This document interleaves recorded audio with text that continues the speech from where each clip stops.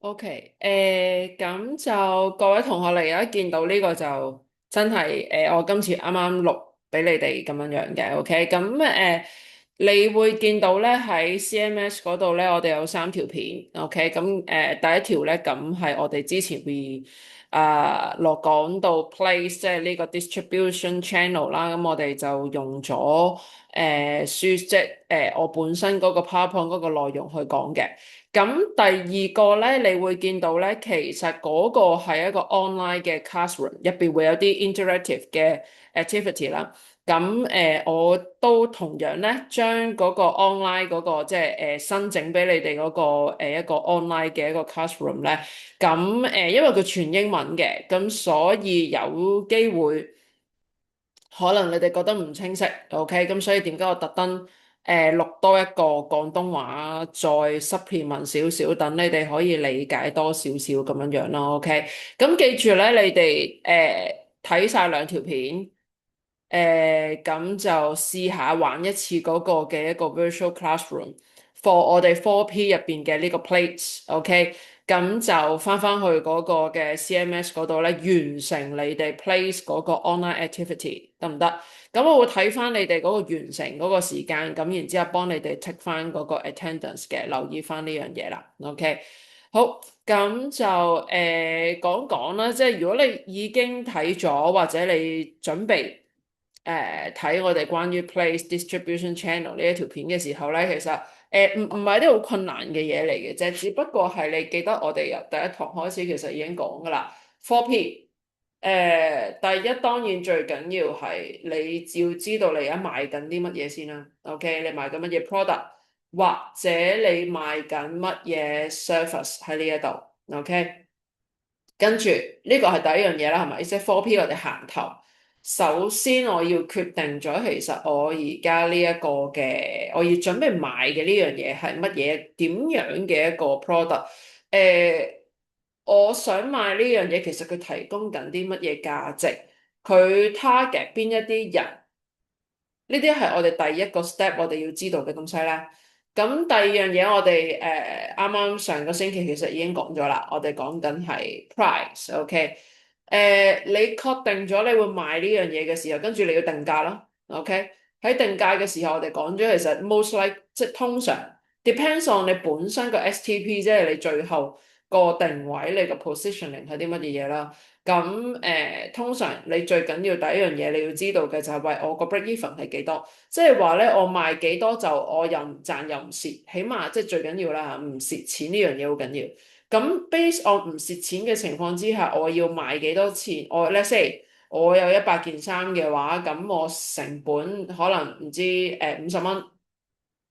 咁我 total 成本50蚊，咁我其實賣50蚊咧，我就已經回本嘅啦，OK，咁已經 break even 嘅啦，就冇賺冇蝕嘅，OK，咁當然啦，即係通常我哋上次都講過啦，你唔會咁做噶嘛，你要 make sure 呢個成件事係一個 sustainable business 嘅時候，其實你要賺，你點都要賺一橛嘅，因為你產品係會有進步，你會有 R&D，你會有 development，你會有第二季嘅一啲新產品，係咪？其實呢啲唔係賺錢翻嚟袋落袋，而係我哋賺咗錢之後咧，你都要攞嚟投資將來嘅 product，或者再投資落去其他新嘅 service 嗰度啊嘛。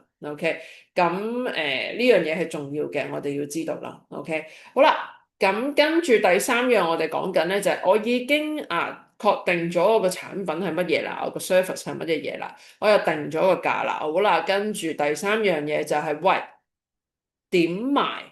所謂點賣就係個 place 啦，place 唔係地方咁解，而係講緊你點樣 deliver 呢一個 product，或者你點樣 deliver 呢個 service，即係話將個產品或者將個服務咧，最後送到去個客人嗰度嘅，俾佢可以享用嘅。OK，好。咁落頭我唔知如果你哋未撳入去嗰個 virtual classroom 嘅話咧，你都可以聽我講咗先嘅，或者你自己 take time 啦，OK？咁但係記得即係今晚都要雖然我係預錄嘅，OK？咁但係呢條片你應該係星期一先見到嘅，因為我會 set 咗個時間係你星期一準時6點半。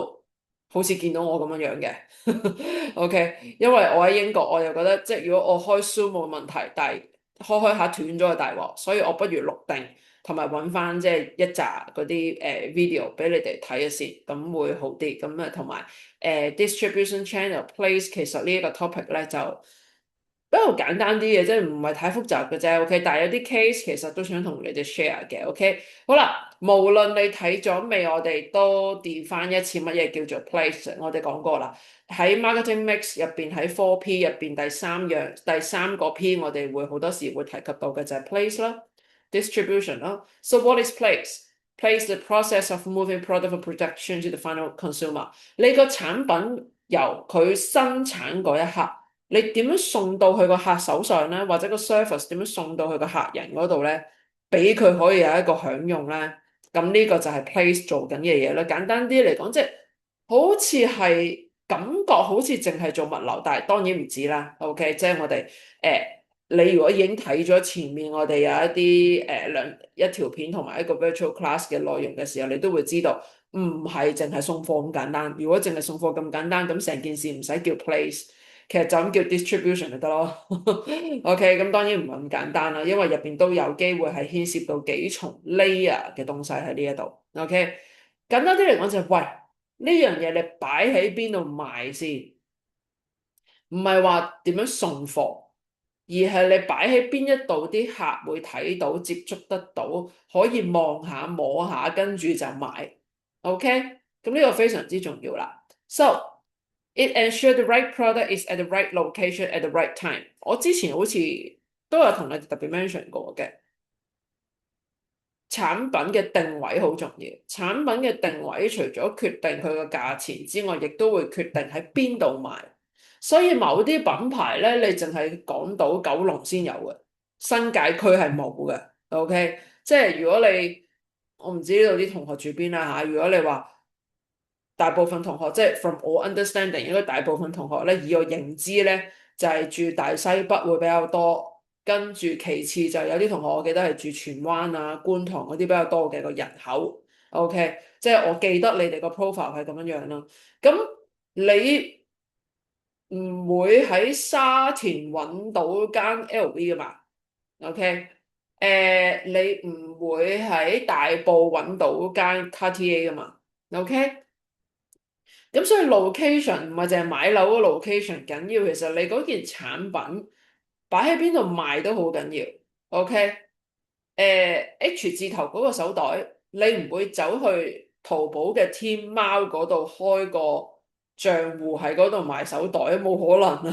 二手貨有機會嘅。OK，咁所以其實好多時我哋記住一樣好重要一樣嘢就係咧，你確定咗你個產品係呢個定位嘅時候，跟住你就係諗啦，咦？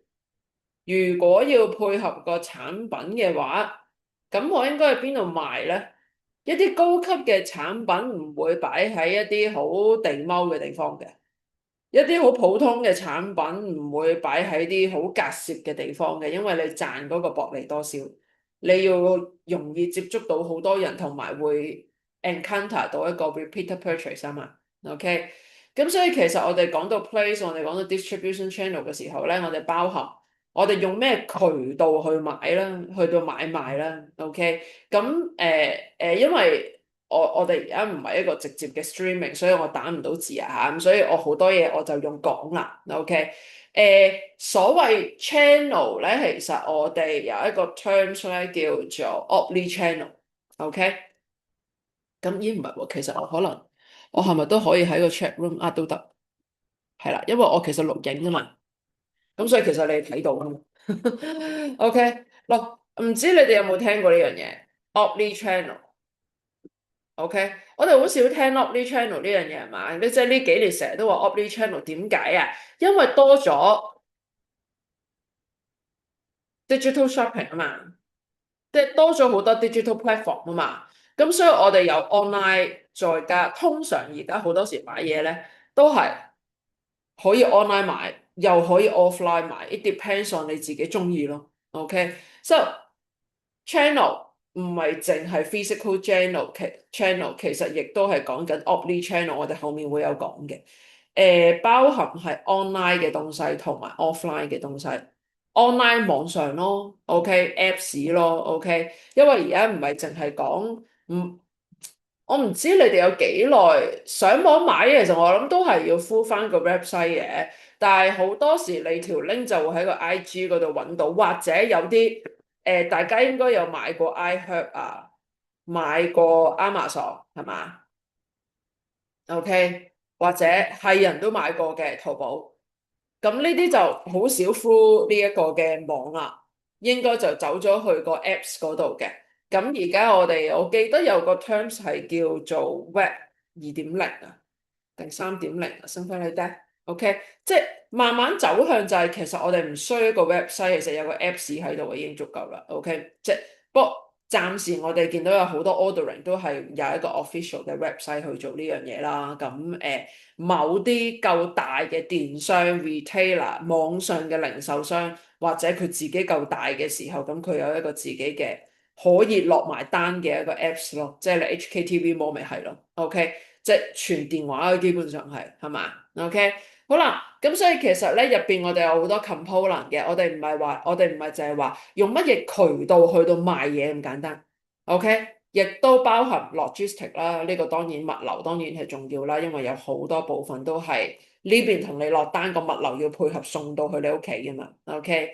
Inventory management 咁啊，大家都知香港地咧，你租個倉咧都唔平嘅。OK，人住嘅地方咧，上個禮拜我哋講過啦。誒、香港呢幾年嘅新樓咧，同20年前嘅樓比咧，係個面積係縮減咗1/3嘅。OK，縮減咗30%嘅。咁所以呢個就土地問題啦。咁土地問題其實喺香港咧，個 inventory management 咧係好貴嘅。如果你啲貨係 order 晒，擺晒喺香港，擺喺個倉度，有 order 你就去送貨，唔夠貨就去 fill 貨嘅話咧，咁成件事係好貴嘅。如果你有落過單，你又係 Apple 買過嘢，你係 online 買嘅時候，你應該有試過咧。如果你睇住順豐嗰個 tracking number 嘅時候咧，你應該見到咧 Apple 嘅機身、Apple 嘅產品，佢個送貨點咧，早幾年前咧都仲係深圳過嚟嘅。咁唔知係咪而家深圳啲地都貴？OK，我冇記錯，好似變咗蘇州定杭州或者再遠啲嘅。OK，咁越遠即係香港啊唔夠地咧，咁啊內地就好多地啦。OK，雖然佢有10幾億人口，但係佢都好大嘅個板塊。OK，咁佢有啲2、3線城市比起我哋個租金可能真係爭幾廿倍嘅，唔係講笑。OK，咁所以 inventory management 都係我哋如果作為生產商，我哋要賣嘢嘅時候，我哋都要諗啲貨擺喺邊，點出貨，OK？咁所以其實成個 place，我哋講到 distribution channel 嘅時候，我哋要知道咧，特別喺香港好難做到呢樣嘢。Why distribution is unique in Hong Kong's high density environment？香港嘅 distribution 咧，同其他國家咧，我相信會幾唔一樣嘅。好多時我哋啲嘢都要等，OK？就算你 order。即係佢話俾你聽個倉有貨，其實個倉都未必係香港嘅，OK？因為即係你租迷你倉嗰個價錢，我諗同你租劏房應該唔爭得太遠嘅，即係睇你即係 I mean 尺價，OK？因為都係唐樓啫嘛，工廠區嗰啲係嘛，即係工廠區可能平少少啦，OK？咁所以其實特別喺香港一個咁高密度嘅地方咧，因為我哋真係土地問題。即係你諗下啲新樓都嗰個嘅建成，即係建築嗰個面積，其實都近呢20年都削減咗30%嘅時候，咁成件事都幾誇張嘅。OK，人都冇地方企嘅時候，咁你點會租個地方嚟擺貨咧？呢件事太奢侈啦。咁所以其實咧好多時咧，除非你係做 IG shop 係嘛，即係除非你係做啲小本經營，OK。咁你生意細你唔緊要啊，甚至乎你用屋企嚟做倉啦，OK，或者你住村屋，咁你可能多幾間房可以做雜物房，可以做倉啦。咁但係你個 business 有翻咁上下大嘅時候，咁你都要可能即係成幾千尺先夠擺你啲貨嘅話，咁你真係做唔到呢樣嘢喎，係咪？咁變相我哋就要即係喺香港呢一個部分，點解特別我加多一個 PowerPoint 喺呢一度就係就咁睇書商個 PowerPoint 咧，你就咁睇我之前嗰啲錄影咧，好傳統地話俾我哋聽，喂，place distribution channel 就係講緊我哋用唔同嘅方法去到賣嘢咯。offline 我可以喺咩平台，online 可以咪喺咩平台？就算係 offline physical store 間鋪都未必係我開嘅，我可能啲貨擺喺人哋嗰度賣嘅。咁呢啲係傳統，我哋講緊好 standard place distribution channel，其實會用到嘅方法。咁但係我哋而家喺香港嘛，每一個地方、每一個城市、每一個國家都會有佢自己好 specific 嘅嘢。香港好特別一樣嘢就係我哋係冇乜地方可以做倉嘅。OK，咁所以特別嗰個嘅 distribution 喺香港嚟講咧係幾特別嘅。香港個物流咧係非常之緊要嘅。OK，我哋睇一睇啊。如果我哋講到 place，我哋講到 distribution 嘅時候，distribution channel 嘅時候咧，我哋有四個 flow。OK，咁 product flow 呢個就好簡單啦。OK，嗰件貨由個生產商經過唔知幾多重去到個客身上，得唔得？咁啊，呢個叫做 product flow。OK，呢個 five flows of distribution，我哋講緊由個 ownership 去到產品嘅 information and the products move through a channel，即係成件事係點樣由個倉由個生產商經過幾重去到個客人手上咧？咁呢個係我哋要知道嘅東西。OK，首先 product flow 就好簡單啦，件貨。呢個就真係純粹係 logistic 嘅嘢啦，physical movement，OK，由個生產商去到個 consumer 中間有幾重喺呢一度啦。咁個 product flow 我哋見到就係話咧，咁有好多時你唔係就咁 direct retail 噶嘛，你唔係直接賣噶嘛，中間有機會你係會牽涉到好多唔同嘅人嘅，你可能去到我哋呢度會見到啦，我哋放大少少啦，係。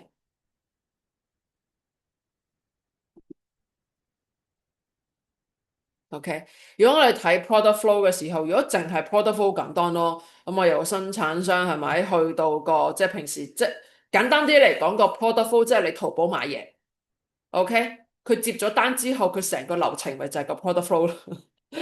佢由個生產商啦，去到個物流公司啦，再去到個雜貨倉啦，即係我哋叫做 warehouse 啦，跟住然之後再送去另外一個 transportation 嗰度啦，係嘛？跟住然之後再去到，譬如你係做一啲可樂咁樣樣，for example 可樂嘅話，你仲要多一重，就係你要做一啲 bottling 嘅東西嘅，即係入樽，OK，跟住然之後就去到個 supermarket，最後去到嗰個嘅 consumer 嗰度。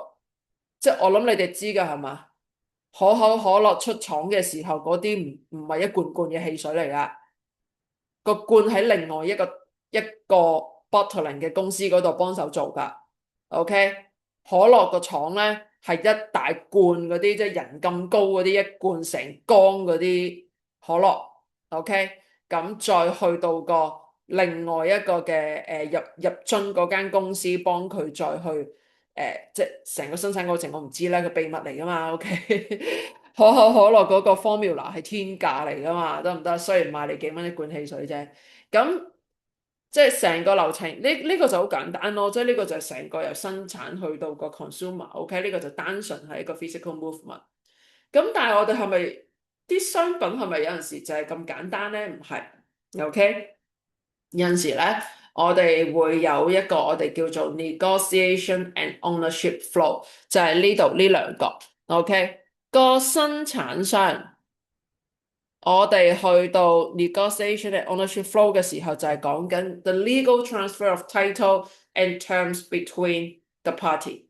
OK，呢個 zoom in zoom out 點可以叫佢唔好喐咧？OK，好啦，我哋去到 negotiation ownership flow。ownership flow 嘅時候，即係話咧喺呢一度中間，你會見到咧，我係冇咗 transportation company，又冇咗 public warehouse，冇咗 transport，我直接就 manufacturer 生產商直接將啲貨品或者將嗰個東西啦，OK 個 product 啦，咁就送去我要同嗰個我自己將我自己所有嘅商品。擁有權全部擺喺自己嗰度，OK，我自己做晒 transport，我自己有一個 warehouse，最後我先送到去呢啲 bottling 嘅公司嗰度，幫我再做一啲 distribution 嘅分銷，OK，咁如果我選擇自己做嘅時候，咁我就會多咗一重，就係我中間所有嘅 negotiation，中間所有嘅 ownership 就唔係我 produce 完嗰件事就完咗，OK，而係我要自己做晒所有嘢，得唔得？中間所有嘅 logistic 啊，所有嘅存倉啊，所有嘅出貨啊，都係我自己去到做嘅，最後先去到個 bottling 嗰間公司嗰度，OK。跟住我哋去到 information flow，呢個非常之緊要。你其實我哋睇就成件事好似淘寶咁啫嘛，唔係啊，好簡單啫，係咪？落完單之後，咪跟個地址送翻嚟俾我咯。其實即係呢個，我諗你 for 小商戶或者中小企嘅話，可能會簡單啲。但係你諗下，有一啲 MNC，有啲跨國企業講緊係佢嘅產品係全世界幾十個國家咁樣去嘅時候，誒、中間佢有好多一啲資料要互相交換嘅，包括接咗嘅 order 啦，啲 inventory 夠唔夠啦，啲 payment 啱唔啱啦。你未收到錢，你唔會出貨噶嘛。咁你亦都會牽涉到就係話，如果有啲 level 層次嘅東西唔係你自己做，你係外判咗出去嘅時候，咁你要同 partner 去溝通嘅，你要撳掣 confirm 先送貨嘅。OK，咁所以其實成個物流過程，即係成個輸送過程，成個 place，成個 distribution channel 個 information flow。一環扣一環嘅 information flow 嗰度都相當多嘅一啲嘅工作。如果你哋有啲同學咧喺物流公司做，或者曾經喺物流公司做嘅時候，你會知道，哇，好多單嘅，上面有好多資料要對嘅，對好晒先可以上倉上船嘅，好複雜嘅。OK，咁當然啦嚇，即係而家有 AI 嘅時候，我相信就唔需要人去做，咁但係我唔知有幾 AI 啦，而家 merchandise 呢樣嘢咁，但係我相信都 AI 唔晒嘅，即係你總有一啲嘢需要人去做一啲 checking，係咪？所以好多時我哋而家成個物流系統都係用 AI 去做一啲自動生成嘅嘢㗎啦，由落單到出貨都係個 AI，但甚至乎如果你哋有睇新聞嘅時候咧，我記得香港有冇咧？台灣已經有一個倉係全電腦嘅。冇人搬貨，即係連搬貨都係機器，即係佢係即係成棟 building 咁大，然之後入邊全部都係啲上上落落嗰啲升降機咧，跟住就會卡住一板一板嗰啲貨，係一個倉嚟嘅，喺正佢哋嗰個桃園機場入邊隔離，收尾啦得，OK，咁我相信呢個趨勢嚟嘅，得唔得？因為你請人去搬嘢，其實呢件事就一來辛苦啦，咁啊二來其實人工都唔平噶嘛，OK，咁同埋會錯噶嘛，會偷懶噶嘛，但係機器都會偷懶嘅係咪？但係機器唔識自己有個腦話俾自己聽要偷懶噶嘛，咁佢真係正常運作嘅時候就冚冚聲咁去，所以成件事係 efficient 好多。咁當然初期即係 initial 嗰個投資其實係高嘅，OK。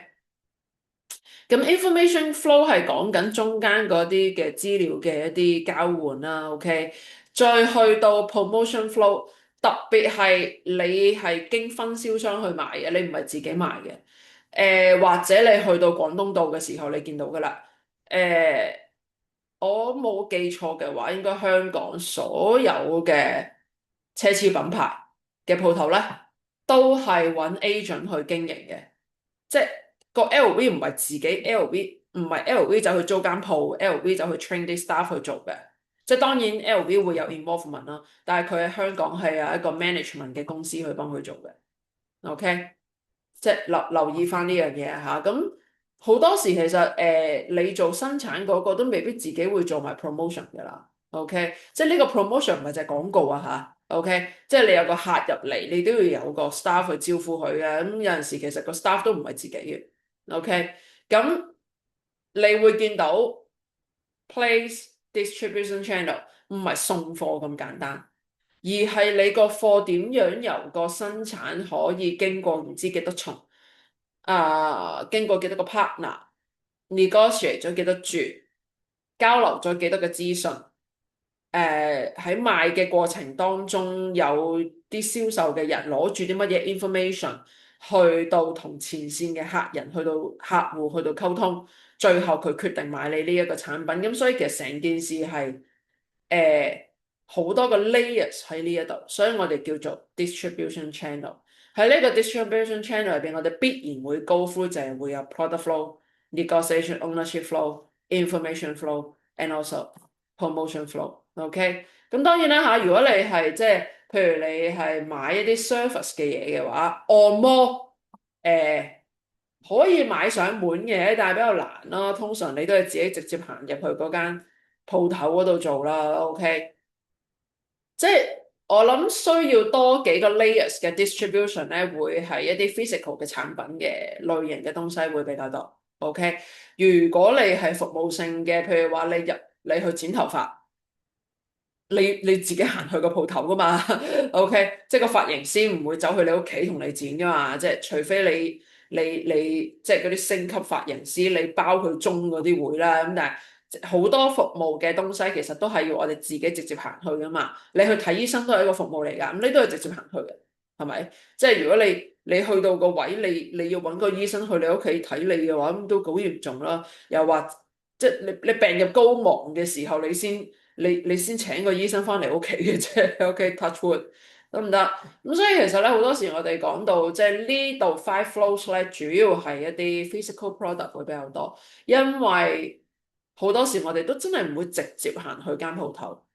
你會可能去間鋪頭睇一睇，但係可能睇完你就喺屋企 order 咯。我唔知你哋有冇試過會係咁樣樣。OK，譬如有一個品牌咧，我唔知你哋有冇聽啊，應該大家都有聽過㗎啦，Casetify。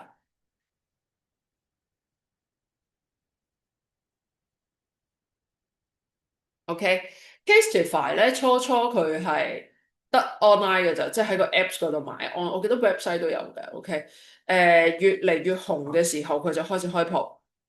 咁當然啦，你要 tailor made，你係去到個鋪頭，你冇得 tailor made 嘅。咁但係點解 Casetify 都要開鋪咧？都要開咁多分店，又有咁多人中意入去睇咧？啲人咪入去真係睇咯。OK，因為有啲人總係有一班人好奇。咩嚟嘅咧？係咪？同埋會有啲人會覺得，哇！我唔知個殼得唔得嘅喎，我唔知佢咩質地喎，我唔知佢咩手感喎。你真係有個 physical store 俾我，有間鋪頭俾我嘅時候，我可以行入去，我可以試下，我可以感受下嗰件產品。甚至乎你去到 LV，你行完一轉啦，你嗰刻你未可以 make decision，但係你大概都入到去間鋪頭有個 customer experience 嘅時候，咁你翻到去最後可能諗幾日你先決定買嗰個手袋，但係你唔使行去間鋪頭啊嘛，你可以 online 撳掣去送到去你屋企啊嘛。不過有啲人就覺得，喂，我幾萬蚊買樣嘢，我都係去鋪頭買好啲。OK，即係有陣時驚，喂，幾萬蚊送貨上門有啲驚。OK，咁但係我係覺得香港還好吧，係嘛？即係應該都唔算係好。唔會俾人無啦啦攞咗個包裹嘅，我相信即係冇人知，佢又唔會包裝到係人都知係，即係佢唔會包裝到話驚死冇人知佢係 LV 咁樣樣嘅。咁通常你都係個紙皮盒入邊嘅啦，其實都唔係好知咩嚟㗎啦嘛。即係我唔知啊，係咪？即係 it depends 啦。咁我哋其實都係 omni channel，其實 for 唔同嘅客人，其實佢唔同嘅需要就用唔同嘅方法去買咯。OK，即係等於老人家佢就算超級市場嘅嘢，佢都唔中意撳掣送貨噶嘛。咁你年青嘅比較 young family 嗰啲就連超級市場都唔行嘅啦嘛，咪直接撳掣送貨咯，搞咁多嘢做乜嘢咧？OK，但係老人家唔係啦嚇，佢話喂唔得啊，即係送到嚟啲罐頭凹咗，咁點都凹咗都可以食嘅，佢冇爆就得㗎啦，爆咗咪叫佢退貨咯。OK，咁但係唔係啊，啲老人家會覺得唔得，即係都要攞上手睇下感受下係嘛，睇下有冇凹。揾個拎翻個乾淨啲，即係佢覺得行到去間鋪頭件事有得揀咯，咁感覺會好少少咯。OK，好，咁好多時我哋頭先都講過啦，咁有陣時有啲生產商係自己做晒，但係咧好多時咧，其實今時今日而家呢個 global business 嘅情況之下咧，你都唔會自己做晒噶啦。Comparison of direct and indirect distribution channel。好啦，咁你會見到咧，有啲品牌係選擇自己做晒嘅，有啲品牌係選擇經零售商、經分銷商。OK，咁邊一類型嘅產品會咁樣揀咧？咁通常可能係luxury，OK，或者啲貴少少嘅產品，一啲科技型嘅產品，譬如 Apple Store。咁佢真係自己出廠，跟住擺喺自己個倉度。佢個倉唔喺香港咁解啫，擺喺個倉嗰度，然之後就 ship 俾個客噶啦。OK，咁有啲嘅產品就係會經零售商 using middleman for wider reach。大家都有去過 duty free 係嘛？即係嗰個叫咩咧？香港嘅香港嘅冇購物稅嘅，咁所以所謂 duty free 即係專櫃。OK，你去海港城啊、朗豪坊啊、Sogo 啊，OK，咁嗰啲全部嘅 sales 咧都唔係嗰個品牌個 sales 嚟㗎嚇，我講得好清楚。OK，你擺喺百貨公司專櫃嗰啲全部。即個 sales 係 under 個百貨公司嘅，只不過係個百貨公司幫你賣啫。當然你要 train 嗰啲 staff 啦，你要俾啲 product information 佢啦。咁呢個就係 through 一個零售嘅渠道啦，retail channel。OK，譬如萬寧、屈臣氏呢啲，喂入邊有好多唔同品牌嘅，咁佢都係一個零售嘅渠道咯。HKTV Mall 都係咯，係嘛？好啦，咁有一啲咧，你都聽過㗎啦，譬如話五豐行啦，香港仲有咩啊？德福好似太古集團，OK，佢哋都係咩咧？分銷商，咁呢個係更再多一個 layers 嘅東西啦，OK，好多時會係啲乜嘢嘢咧？Mass market goods，OK，譬如我哋會買支水嚟飲啊，買支茶飲啊，買罐汽水啊，買包薯片啊。呢啲全部都唔係 direct channel，唔係 retail channel，直接由經銷商嗰度散出去嘅。所以你可以喺 Seven，你可以喺 OK，你可以喺百佳、惠康，你可以喺華潤，唔知而家仲有幾多間華潤，你可以喺優品360 OK 買到好多唔同品牌嘅嘢。咁嗰啲產品其實全部都係嚟自分銷商嘅 wholesale agent channel，OK？點解想當年759話自己係特別平咧？即係佢有好多，即係當然而家已經有好多人模仿佢啦。759我見到好似即係仲喺度嘅，佢有佢嘅存在價值喺呢度嘅，都仲係平嘅，但係冇以前啱啱開始有759嘅時候咁 hit 啦。因為即係而家百佳惠康都買到好多日韓嘅零食啊嘛，同埋呢幾年可能又健康咗啦，啲人都唔食零食啦，係咪？誒，我哋見到譬如話759就係啦，七五九就係喂，我唔經呢啲經銷商。因為你 through wholesale，你 through agent 嘅時候，你又要俾多嚿錢咯。我哋上個禮拜講過 pricing 係嘛？759就係直接同呢一個嘅生產商，直接同卡樂 B 薯片，直接同日本出前一丁攞貨。所以點解你係759係可以買到日本版嘅出前一丁？因為佢直接同出前一丁攞貨嘅。冇咗中間嗰個佣金嘅時候，咁佢咪可以賣平啲咯。但係佢自己要做多啲嘢咯。OK，即係嗰啲叫產地直送，something like that 啦。咁但係之後你 HKTV Mall 都可以做，仲要係全 online 咁，所以咪俾人搶咗咯。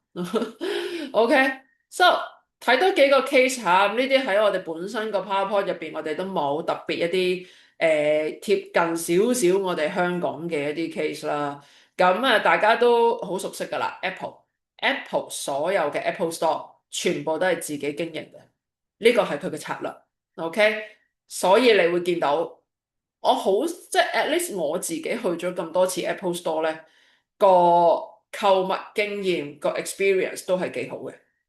啲 support 啊真係幾唔錯嘅，同你走去百老匯、豐澤嗰啲嘢真係好唔同嘅。OK，你真係想理解嗰個產品多啲，你想試下部機嘅話，你真係走去個 Apple Store 啦，係嘛？你費事拎部機翻屋企，你咪翻屋企先撳咯。你可以入去同佢了解下嗰啲產品。Apple 係做緊 direct to consumer strategy，use direct retail channel to control the premium experience。strategic place，佢揀嘅地方咧都係一啲 high traffic location，for example IFC、銅鑼灣、廣東道都係啲比較 eye catching 嘅 location，沙田都有嘅，OK。咁但係屯門冇 Apple Store 係嘛？我記得我印象中就即係新界，我印象中好似係沙田咯，係嘛？跟住然之後就再出嚟少少就已經去到九龍塘啊嘛。咁其他區都冇啦，你都要係港島區啦，同埋呢一個嘅即係九龍尖沙咀咯，即係會係一啲比較感覺高級少少嘅一啲，即係佢連個位置都有揀嘅，即係譬如 IFC 係咪銅鑼灣嘅希慎、尖沙咀嘅廣東道，咁就叫做又要應酬下沙田嘅香港人，咁所以點解佢喺新城市廣場？因為你新界都冇乜高級商場，其實 OK。咁揀最中間嗰個位就揀沙田，OK，咁啊，即係有個咁樣嘅 Apple Store 嘅 location 喺度。誒、同一時間，咁你會見到每一個 Apple Store 嘅裝修係好一致嘅，presentation and personnel，create a lifestyle hub rather than just a shop。你會感覺到其實 Apple Store 好似唔係賣嘢，而係想你入去試下。誒，攤晒喺度啊，你試啊！我哋有好多唔同嘅嘢，你玩幾耐都得㗎。OK，睇下你有冇腳骨力嘅啫，因為你要企到嘛。OK，佢又唔使排隊嘅。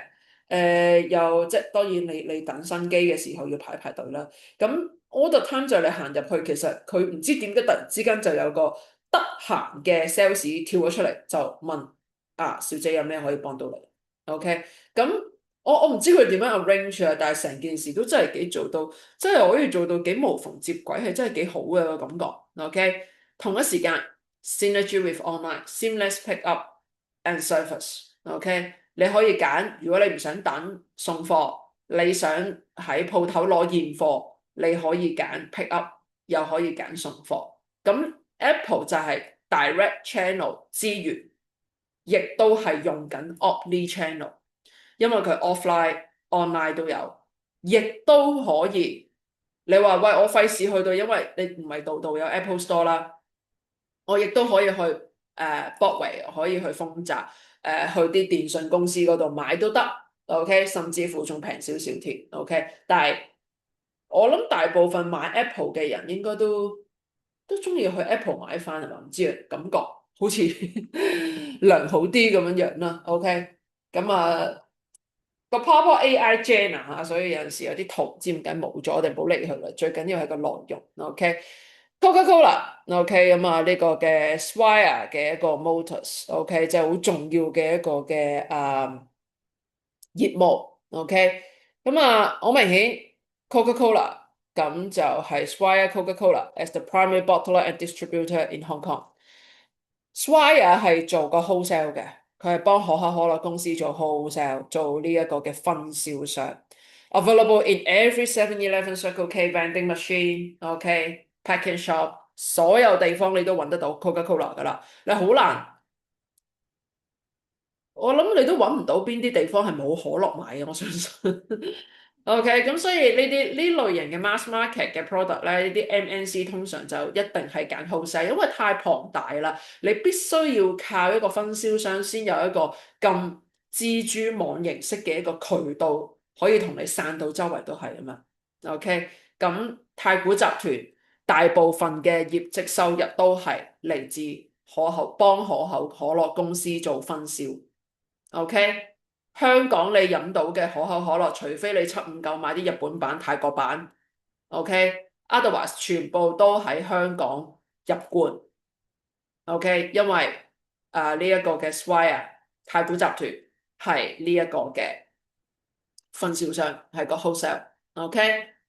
Manager Micro Delivery Hong Kong narrow streets and high rights 咁啊，即係任何地方都可以送得到啦。How I manage relation with major retailer 咧，AS Watsons 同一時間仲要同 Watsons 合作，OK，即係咁，所以你會見到 Coca-Cola 就係用緊最多 layer 嗰個嘅 distribution channel，OK，就係我哋經 wholesale 經分銷商，咁中間就好多層㗎啦，所以你可以想像到。一罐可樂嘅成本有幾低？佢賣俾你10零蚊罐啦，如果你啡粉係嘛？經過咁多重，你覺得其實個成本嚟到2026幾多咧？我諗2蚊有，應該有2蚊嘅。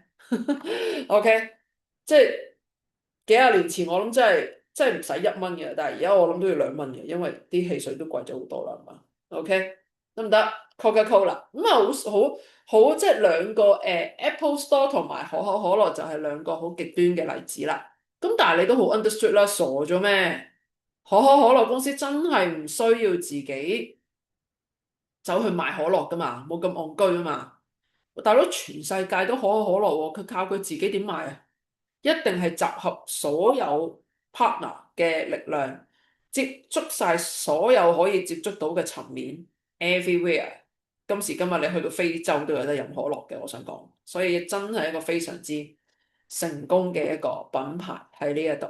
OK，好啦，咁啊呢一個 PowerPoint 咧，主要係集中想講講 Hong Kong context，即係香港嗰個嘅 contextualize 嘅部分。OK，留意翻一樣嘢喺香港咧，overview of the retail landscape and MSC must navigate in Hong Kong。如果跨國集團想賣嘢嚟香港嘅時候，佢得幾個選擇嘅啫。首先，你個倉一定唔會喺你香港先，OK？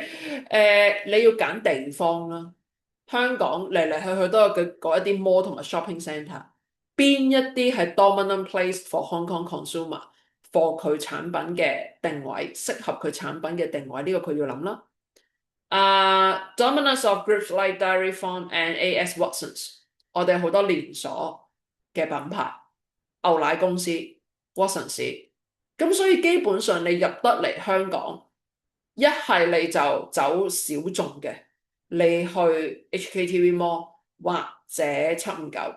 如果你希望全香港周圍都買到你嘅嘢嘅時候，你一定走唔甩，要分錢俾 Watsons 啊、牛奶公司啊、德福啊、五豐行啊等等呢啲，OK？因為香港啊得咁大，咁分銷商就係嗰幾間霸晒㗎啦，基本上，OK？Vending non-stop，咁啊，如果你買飲品嘅時候更加啦，如果你買飲品買零食嘅時候，咁其實我哋都，如果你想周圍都有你嘅 footprint 嘅時候，除咗 7，OK，就係 MTR 嘅 station，OK，即係地鐵。如果你想周圍都係嘅話，因為香港人我相信每一日都好難，經過地鐵站嘅，OK，咁呢啲係你考慮 location 嘅時候，你需要喺地鐵站附近，呢個會係你嘅 concern 之中啦。所以你成日都會見到咧，喺地鐵站入邊或者附近，其實都有好多品牌，都有好多連鎖嘅品牌喺呢度嘅，即係個個站你都會揾到美心啊，你會揾到嗰個叫咩啊？死啦！即係而家開太多間嗰啲餅鋪，我都唔記得。東海堂係嘛？有奇華，有以前又自由行多啲嘅時候，就周圍都係萬寧嘅，而家少咗啦。健康工房係嘛？包點先生，跟住仲有啡粉啦，啡粉就必須㗎啦，係咪？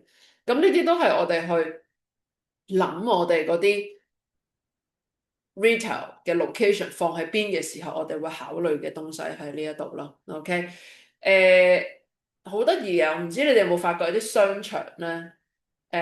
我諗高級少少啦，唔係領展嗰啲商場啦，會有啲名牌嘅一啲販賣機嘅 benefit。OK，我唔知道，男仔可能唔知，女同學可能知 benefit。應該係一個美國嘅化妝品牌子，因為我少用呢啲嘢，我又唔係好知，但係類似係一個化妝品嚟嘅 benefit，OK，佢會有個化妝品嘅 vending machine 嘅，我記得九龍塘好似有一部嘅，依家仲有冇啊？真係唔係好肯定，但係有咯，即係 at least 我見過咯 OK。咁間唔中有啲品牌有啲Pop Mart 都係㗎，泡泡瑪特都係㗎，佢都有 vending machine 㗎，佢唔係周圍都開泡泡瑪特咁，但係喺一啲冇泡泡瑪特嘅區，佢冇鋪位嘅區，咁佢就擺部機喺呢一度咯。OK，但係通常當然我哋都係會揀啲高人流，同埋最好就係可以接觸到啲中學生啊，或者係上班一族啊，因為通常買嗰啲都係呢一類型嘅人啊嘛，即係你仲會諗。誒，你賣嗰個位置會唔會接觸到你嘅 target 嘅群組？呢樣嘢都係重要嘅。OK，同埋你通常見到啲品牌咧，好中意攏埋一堆嘅，因為會買呢啲嘢嘅人咧，佢有陣時未必淨係買一個品牌，所以你會見到咧，大部分嘅商場每一個樓層都有自己嘅管理嘅。有一層係全部都係化妝品，有一層會係全部都係護膚品，有啲全部都係運動衫，有啲可能係上班一族嘅衫，有啲係小朋友，即係一層一層咁樣會有個管理喺呢一度嘅。OK，咁呢啲都係我哋考慮 place 嘅時候要配合埋嗰個嘅商場樓層嗰個嘅設計喺呢一度咯。OK，so channel function and Hong Kong logistic。有幾樣嘢我哋會考慮啦，transactional、logistical、facilitating、focus。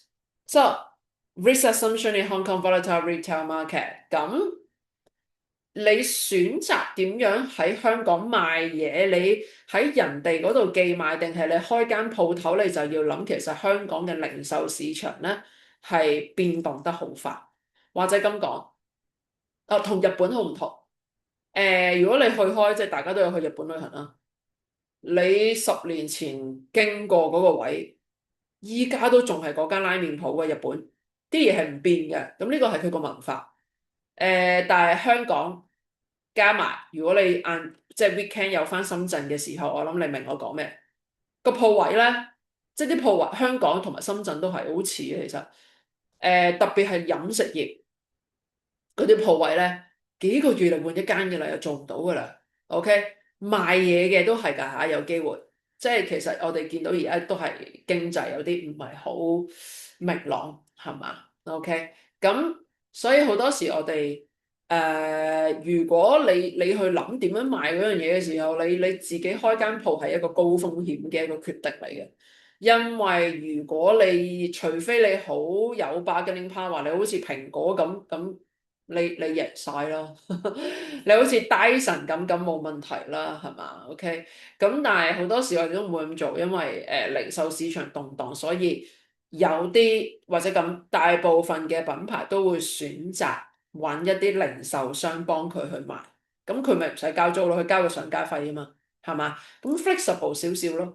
Challenge of last mile delivery in high density area， 同一時間香港都係啦。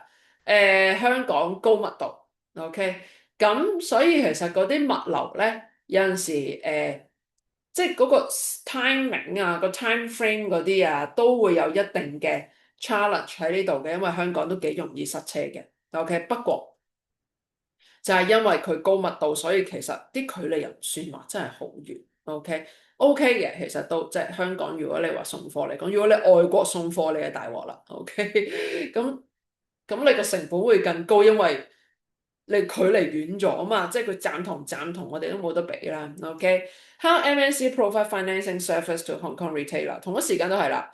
如果你係 MNC，你唔係自己開鋪，你係喺香港揾零售商幫你去到買嘅時候，咁你又要 make sure 呢度啲 sales 個鋪頭又同你落足宣傳喎，有佢識得幫你去解釋嗰個產品適唔適合嗰個消費者喎，適唔適合個客人？OK，即係你啲嘢外判出去嘅時候咧，就同 Apple Store 相反，就係你冇得 control，咁所以個 information flow 係好緊要嘅。OK，focus sorting and transportation in the world's busiest logistic hubs，一樣都係啦。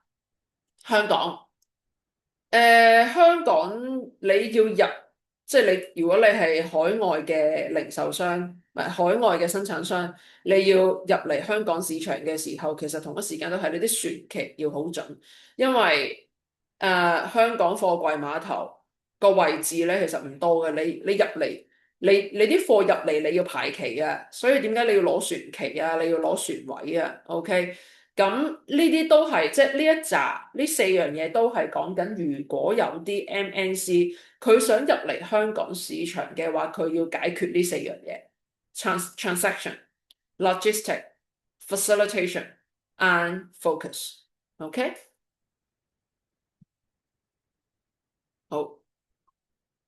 呢 part 啊，佢俾唔俾我改啊？啊，改到嘅喎，唔緊要咯，直接講啦，因為唔知點解佢零零舍舍呢一版佢變咗中文啊，我哋唔好理佢啦。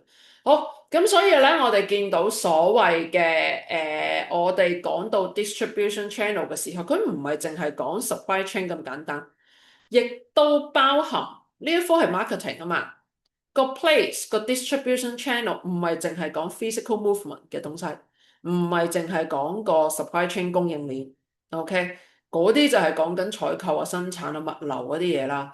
其實我哋嚟到 marketing 呢個 P 呢個 place distribution channel，同一時間亦都包含咗 marketing channel，前線嘅 sales、零售商嘅 sales 點樣將個產品俾客人去體驗呢？佢有冇講足晒俾個客聽呢個產品嘅特色係啲乜嘢嘢咧？如果我哋係 MNC 嘅時候，我點樣做一個 global supply chain 嘅 management 咧？OK，雖然今時今日有 AI 得唔得？咁但係呢個都係話俾我哋聽，講 place 嘅時候，講 distribution channel 嘅時候，絕對唔係講緊送貨咁簡單。OK，亦都係講緊你點樣將個產品送到去個客嗰度，你點樣將個產品擺到出嚟俾個客見到、接觸得到，佢可以選擇 online 買，佢可以選擇 offline 行入鋪頭買，喺邊度買？OK，咁所以其實係一個 supply chain 再加 marketing channel 嘅一個 function 嚟嘅。OK，好啦，所有都係。